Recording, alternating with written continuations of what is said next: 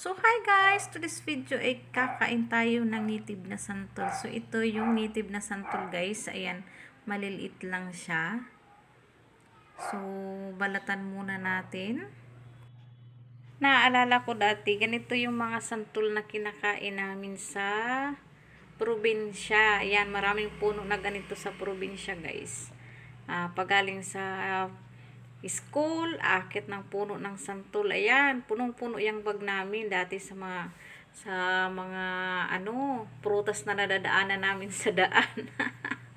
Ayan, di ba sa probinsya naman kahit kaninong puno yan, pwede kang kumuha.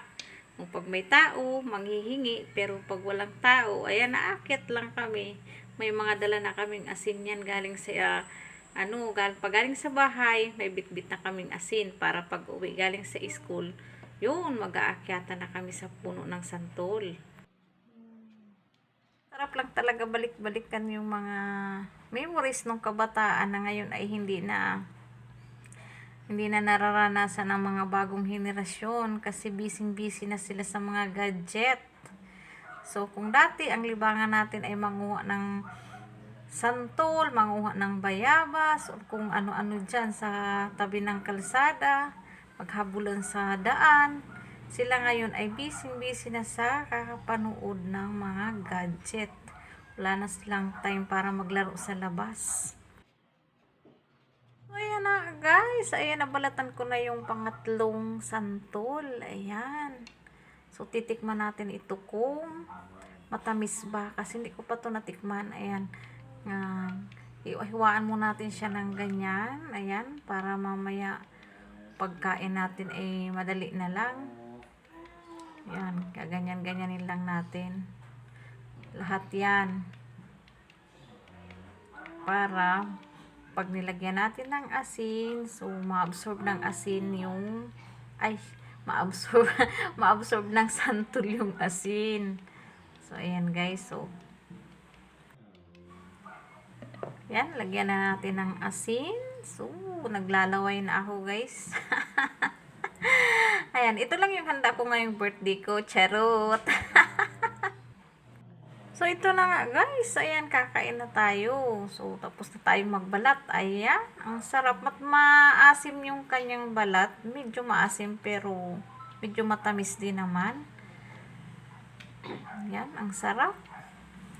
Naglalaway ba kayo guys? Samahan niyo akong lumunok. Samahan niyo akong kumain guys. Ayan. Ang sarap ng santol. Masarap yung native guys kasi manipis lang yung kanyang balat. Hindi katulad nung Bangkok ang kapal-kapal ng balat niya, tsaka ang lalaki ng mga buto. Ito, yung buto nito, kayang-kaya natin lunukin. Dati nga, naalala ko nung maliit pa kami. Wala naman tapon yan eh. Nilunok namin pati buto. Ngayon, takot na ako maglunok ng buto. Tumanda na tuloy, takot nang maglunok ng buto. Ayan guys, ang tamis-tamis ng buto niya. Ayan, samahan niyo ako guys na i-enjoy ang pagkain ng ating santol guys ha. So, ayan. Malapit nang maubos yung isang peraso. Kasi nga matamis siya. Tsaka masarap isawsaw sa asin. Ayan.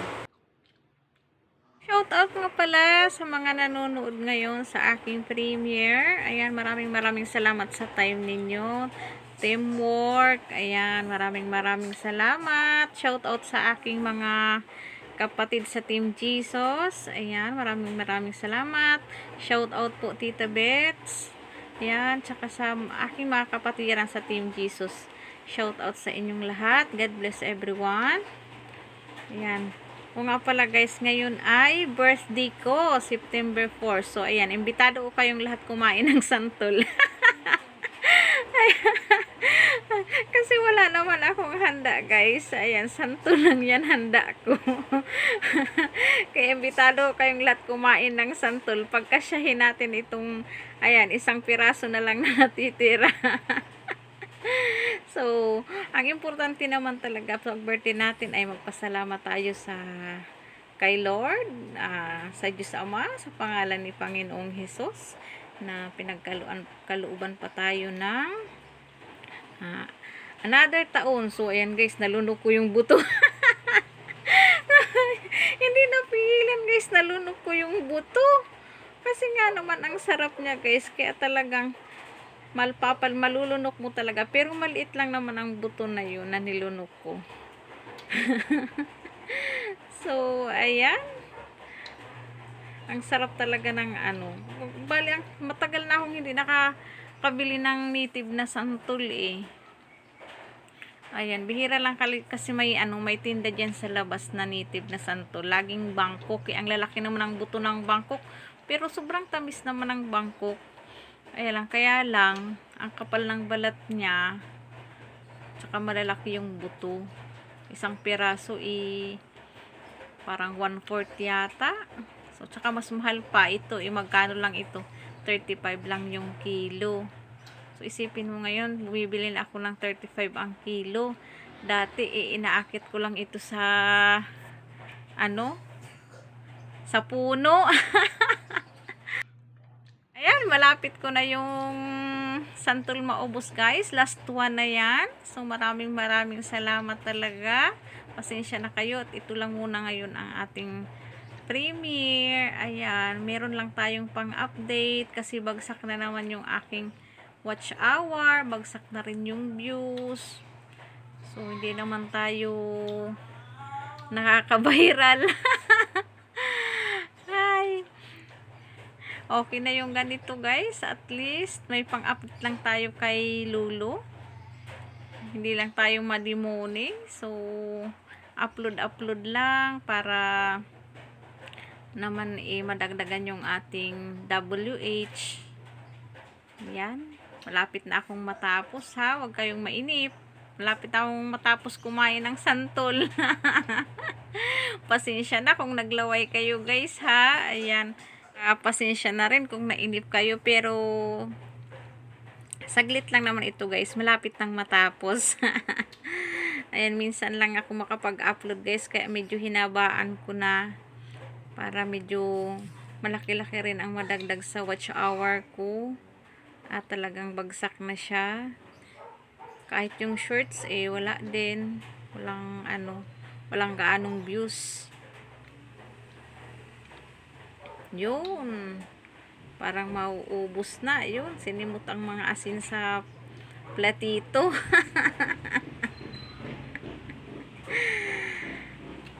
Nako, ganyan lang ang buhay.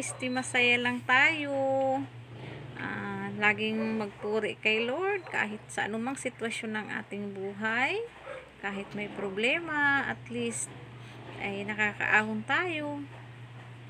Pagtagumpayan natin ang lahat ng mga pagsubok dahil si Panginoong Hesus ay puno ng kaawaan. So, ayan guys, malapit na akong matapos. Thank you for watching guys. See you next time. Bye-bye.